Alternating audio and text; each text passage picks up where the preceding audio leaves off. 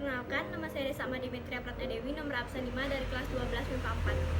Di sini saya akan melakukan ujian praktek PPKN, yaitu memberikan tanggapan mengenai kasus yang mengancam NKRI. Baik, sebelumnya saya akan menjelaskan sedikit tentang apa itu paham radikalisme dan terorisme. Radikalisme adalah paham atau aliran dengan jalan kekerasan. Karena itulah persoalan radikalisme banyak ditentang berbagai negara termasuk Indonesia, sebab bertentangan dengan filsafat hidup bangsa.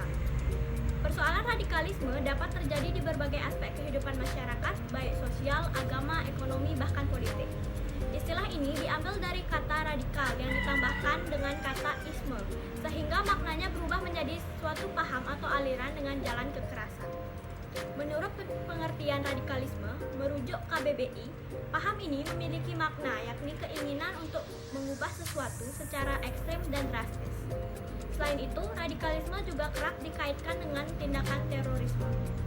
Tak hanya itu saja, paham radikalisme juga bisa memicu sikap intoleransi terhadap orang lain.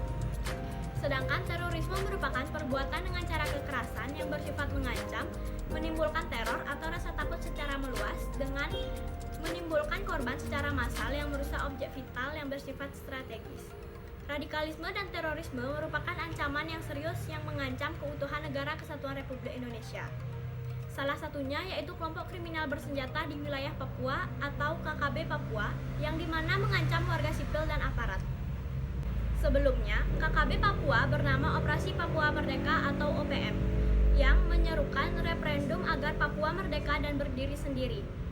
Dengan hal ini dapat dikatakan bahwa KKB Papua bersifat separatis dan menggunakan paham radikalisme, sehingga berdasarkan Undang-Undang Dasar Nomor 5 Tahun 2018, siapapun yang menggerakkan dan merencanakan serta mengorganisasikan terorisme akan dikatakan sebagai teroris.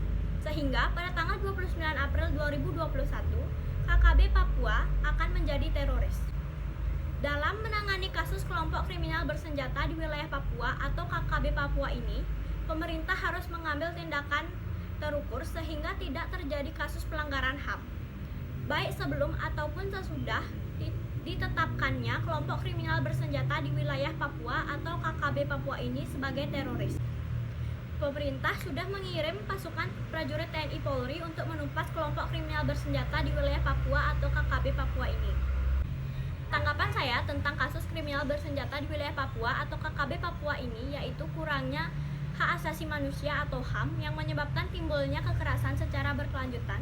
Hal ini dapat didukung dengan sikap diskriminasi yang menyebabkan terbatasnya kebebasan untuk berpendapat.